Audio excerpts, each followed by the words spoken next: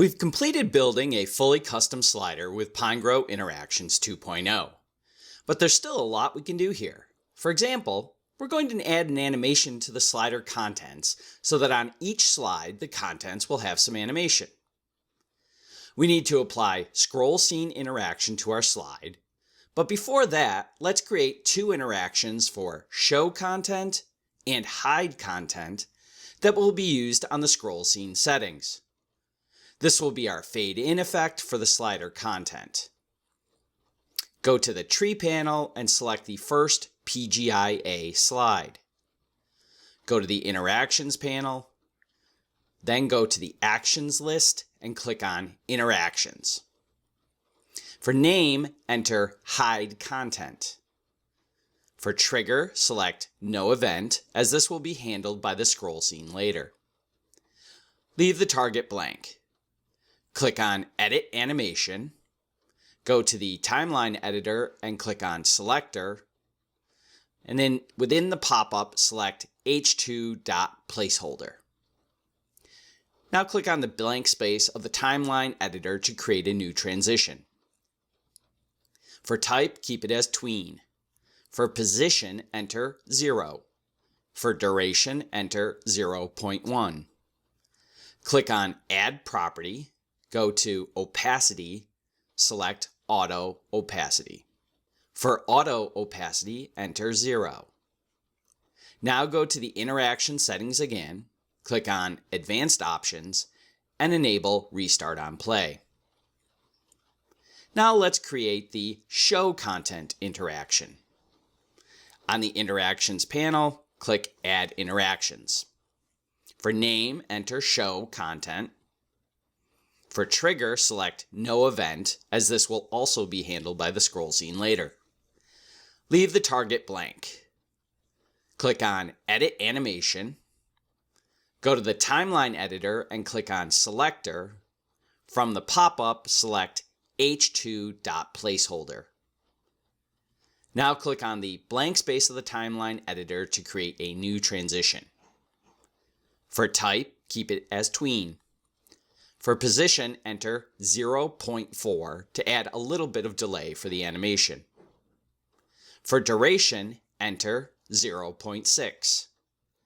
Click on Add Property, go to Opacity, select Auto Opacity. For Auto Opacity, enter 1.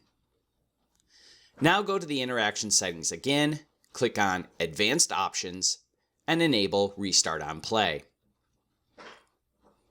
Now let's apply the scroll scene interaction.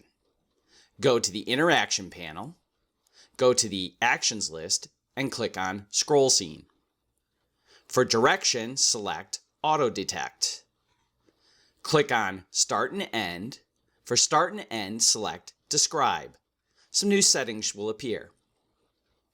For Scene Elements, select Start. For Reaches the, select End. This means when the element's start is at the end of the view. Now for the, select End. For Reaches Scrollers, select Start. This means when the element's end is at the start of the view. Now go below to the Animation 1 settings. First, let's set how the scroll scene will work. Click on Advanced Options. For play, select With Scroll. Now click on Edit Animation.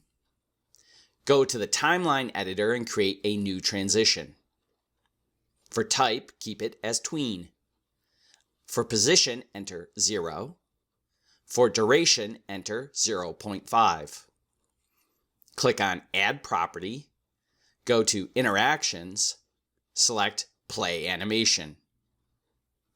For Play Animation, enter Hide Content. Now add a new transition to show the content. For type, keep it as tween. On position, enter 0.5. For duration, enter 9. Click on Add Property, go to Interactions, select Play Animation. For Play Animation, enter Show Content. Again, for the end, add a new transition that's the same as the first one.